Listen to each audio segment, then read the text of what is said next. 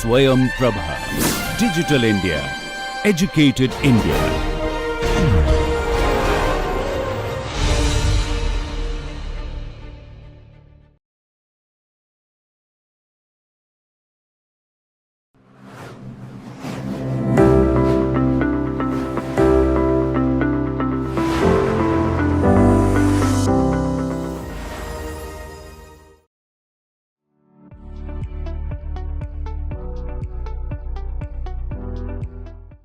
Hello everyone, welcome back to my lecture. So today we are going to talk about efficiency and equity, which are very important topics in public policy, even while framing the public policy and also while designing and also from the philosophical point of view when we talk about economics of public policy.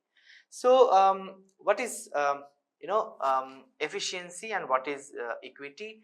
More or less we already know. But then what is important to understand is there is a trade-off between efficiency and equity. And what kind of trade-off? The trade-off between equity and efficiency is one of the core discussions in the public policy, certainly, like especially in context of poverty and inequality. And when we frame the policy, we often face this point that should we reduce inequality, or should we talk about more about economic efficiency, and then we get more and more output, and then inequality can be sort of reduced. So these are the two prominent questions that we face when we talk about trade-off between efficiency and equity. And especially equity and efficiency trade-off, it comes in context of inequality and the inefficiency and efficiency. So precisely what we talk about is basically the social choices between equity and efficiency. And let us give this spend a bit more time here when we are talking about inequality. So it is very important to have understand like whether we need more aggressive market oriented policies where safety net or social security programs will be less, and then we leave it everything on the market, or there will be more government interventions in terms of protecting citizens or the workers, those who are working in the labor market, right? So there these are the core debate it comes. So we actually worried about the big pie chart where how much share or how much amount that we should spend on which of the programs, whether it is we should be spending more on the social program, or we leave it on the market, or insurance should be we should leave insurance program on the market, or is a government responsibilities that should introduce more and more social assistance programs. So in that particular context is basically trade-off comes and opportunity cost come, which we have been talking about right from the beginning of this course. And here today we'll talk about more about the social welfare functions that we began in our last class, and also we talk about what are the trade-offs that we are talking about here. So now analyzing social choices, how do we actually conceptualize social choices? So individual social choice framework can be used for analyzing social choices.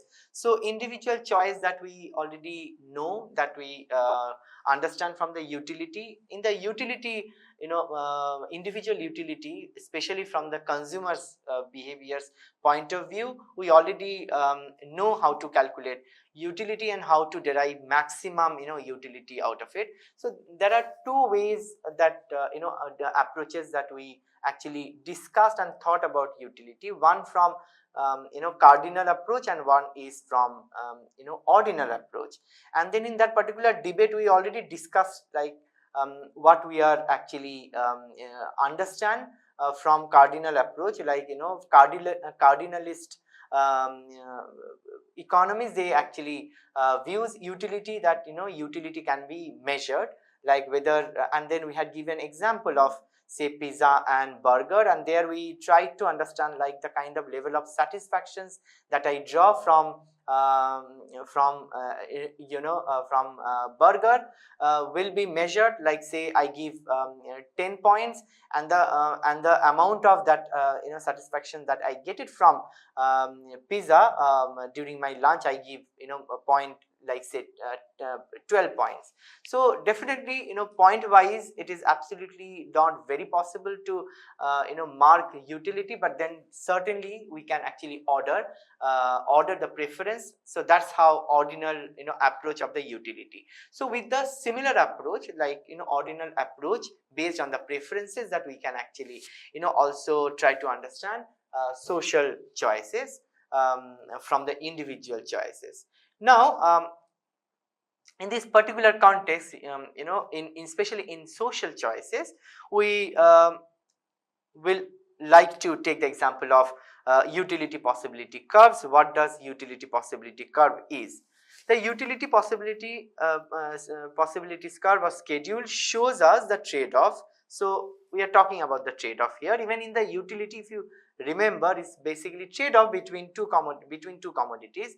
Like if I want more of X, I have to give up some amount from Y, if you remember that, because utility curve or utility of individuals were measured through the indifference curve. So from indifference curve we know that marginal rate of substitution can be calculated. Similar point here, like utility possibility schedule gives us the trade-off of transferring utility from one to another. So that is the first, like is a trade-off between two people, like two persons, between the utility, like one is deriving more utility over one commodity than others, or if one is want to have more utility, then how much person B is actually giving up that particular utility. Is basically the indifference or the trade-off between two utilities between two individuals. So let us actually draw the diagram. So with the graphical representations we can actually show the whole concept of social choice with the help of utility possibilities curve.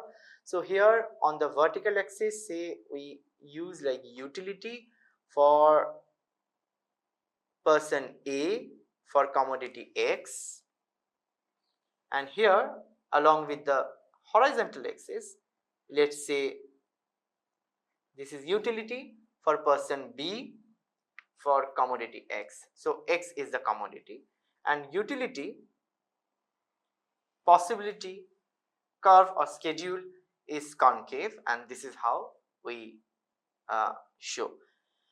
And then this utility possibility curves also shows that how much resources that are available that can be consumed or that can be traded between two individuals, and what are the trade-off. So all the point on the utility possibilities curve shows the equal level of satisfactions from the utilities point of view between two persons. Like say here, let us have 3 points, point A, point B, and say point C. At point A, say utility for person B is like U1B, and then at point B, utility for person B is this much. At point A, utility that person A is deriving from X is OUXA, and then from utility from C that we are getting,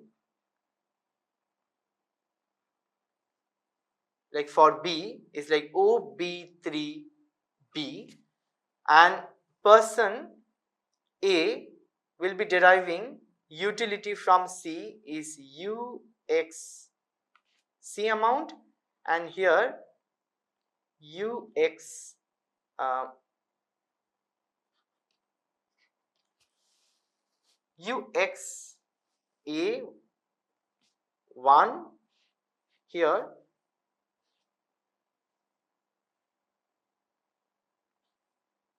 say ux2, ux3, and here of course x1, x2 and x3. So that's how the utility trade-off between a and b over x at various points, and all points, like say whether we are at on b, a or b or c. So that is the overall utility will be remain same, but then in this particular context, like you can see, like as we are moving from a to b, so b is deriving more utility, but then a is deriving less. So b to c, the similar, like b is deriving more utility from x than a is deriving utility from x. So you can see, like one is certainly getting better off, like here person b, and here giving up is person a, who is actually giving up the utility from commodity x. So this is what we call like utility possibilities curve. Now social welfare function that we already know, like we already know that social welfare function from our previous class, where we just had shown as a summation of utility of all the persons of nth person. If we have nth number of populations, so each utility, like, and combine all the utilities from all the population, like in populations, then we get total social welfare functions. So now social the indifference curve describe how society evaluates trade-off between two individuals. It gives the combinations of utilities between which society is indifferent. It's like the entire, like the same indifference curve that we actually spoke about with context of utility curve. And here in the utilities context, like utility possibilities curve is nothing, is like defining the resources and resource constraint. So therefore trade-off is necessary, like resource is constraint. So this particular characteristics is quite similar to what we discussed about the budget line for individual utility. So here when we are talking about social indifference curve, it talks about the similar kind of characteristics that individual consumer derive the utility, and then we have shown indifference curve, like how indifferent, how one individual will be indifferent from between any points if they are on the same indifference curve. So if we again plot this and following the same logic of marginal diminishing, law of marginal diminishing returns, and here again utility for person A, and on the horizontal axis utility for person B, and here is certainly these are the social indifference curve, like say we can refer as C S0, S1 and S2. So these are the social indifference curve.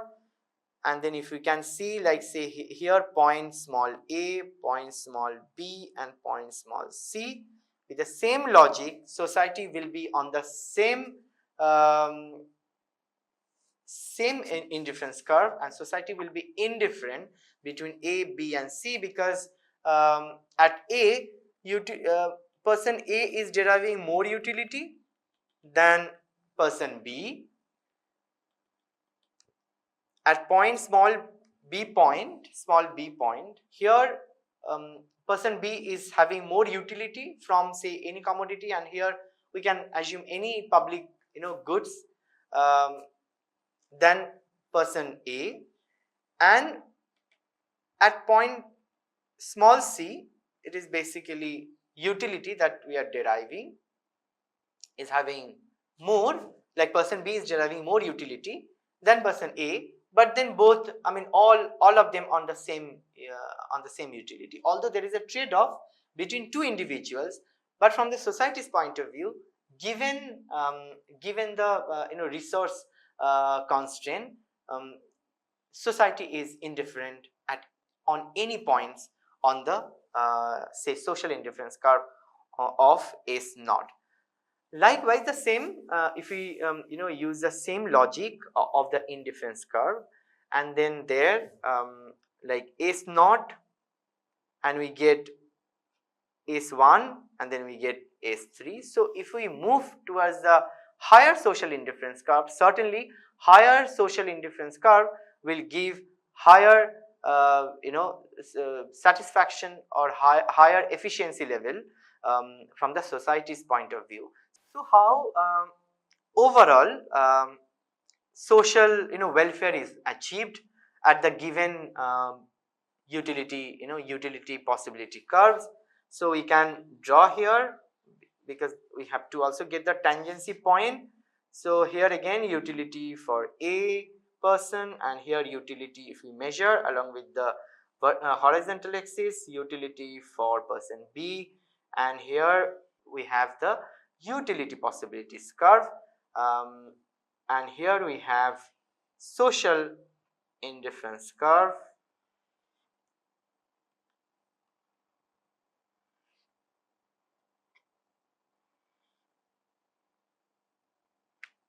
So we have 4 social indifference curve like S0, S1 and S2, but then society overall they are more kind of at the efficient point, social efficient point at say point small a, where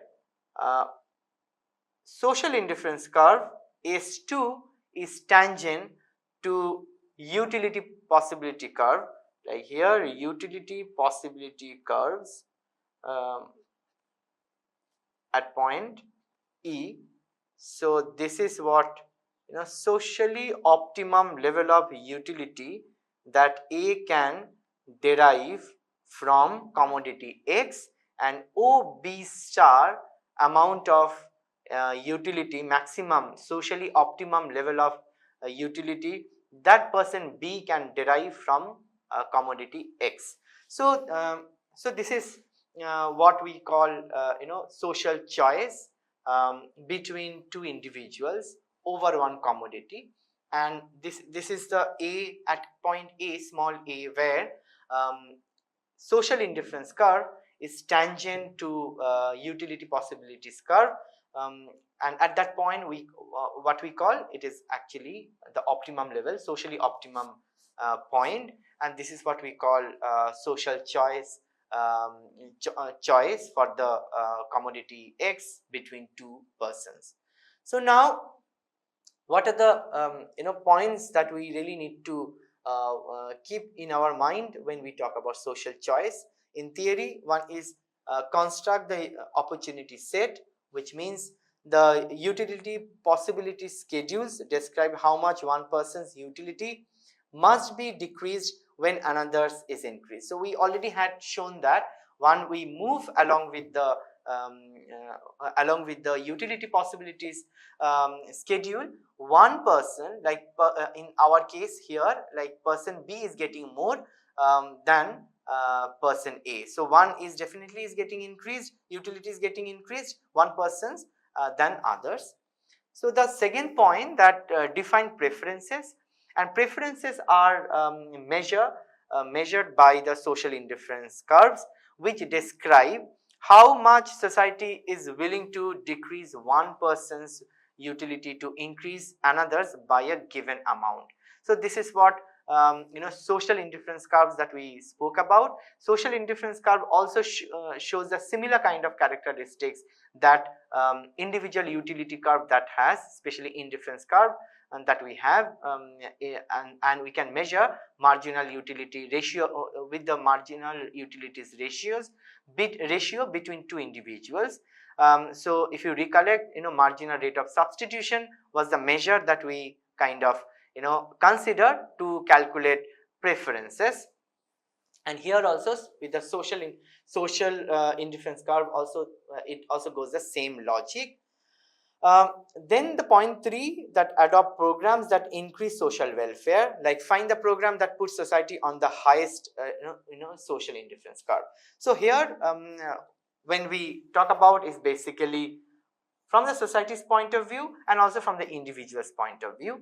Like as you move up towards the right hand side, you are on the higher social indifference curve, just like for the individual utilities, that as you move up your indifference curve, you're going up on the indifference curve, and definitely satisfaction wise individual utility will be more satisfied, and in this case for the overall society's choice will be much more higher.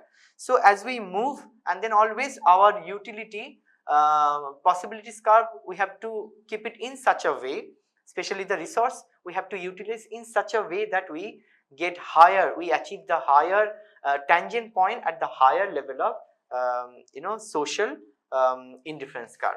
That's how we get optimum social point from the social choice in the theory. So now comparing that, one really needs to understand this when we are actually bringing social welfare function or social choice. So social choice, we are bringing it from the point of view individual utility. So when we are talking about overall social welfare functions, we are actually summing up all the utility from all the individuals. Therefore, when we are bringing individuals and overall social choices, we have to keep certain things into in our mind. So let us revisit what we are talking about when we are talking about opportunity set. So it is basically comparison and also the summary of what we are talking so far. So budget constant, that we spoke about it. So in case of utility, individual utility, we can quickly draw small diagram. So here is a budget line, like for the individuals, like say between two commodities, and here is the utility curve for the one individuals, right? And this is in case of individual's choice. So for the individual choice, and here for the social choice, we have utility production, utility possibilities curve, and here is the social indifference curve, and they are actually tangent at point A, and here one individual is tangent at point A. So in this particular context, this is what we call utility possibilities curve and budget constant. So budget constant is nothing, is our constant at the individual levels, and utility possibilities curve is nothing, is basically from the social choice theory. This is the opportunity set or the resource available for the society to optimize, whether at the individual level or at the socially at the society's point of view, like to get social optimum level. So now that define indifference preferences. So here exactly the utility or the indifference curve, like indifference curve here for the individual's choices, and here is basically utility, and here utility, social utility curve here that we get for the social choice. So for individual preference curve, like indifference curve is the it shows individual choice, and social indifference curve shows social choice. And choose preferred point, like here point A that we have drawn here, like where we have shown the tangent point, where tangency between individual indifference curve and the budget constant in case of individual choice, and tangency point between social indifference curve and utility possibility curve in case of social choice. So like say in our first panel that we had shown, so this is panel 1, and say here this is panel 2. So in panel 1 actually shows not only budget constant but also tangency point and also utility indifference curve to measure the individual utility from the consumer's point of view and from the individual's point of view. On the right hand side in the panel 1, we try to show like budget constant like through utility possibility curve, and social choice through social indifference curve, and point A is basically socially optimum point where where society should be having the preferred point. So these are the tangency point that we are actually comparing between individual and social choices. So I'll end here, and I hope you enjoyed this lecture, and I have used again these two books, and I'll be using these two books throughout as a basic text for economics of public policy. So if you want to learn more and for more clarity, you can actually read these two books for better clarity. So thank you very much for your attentions, and I stop here, and I hope to see you in my next lecture.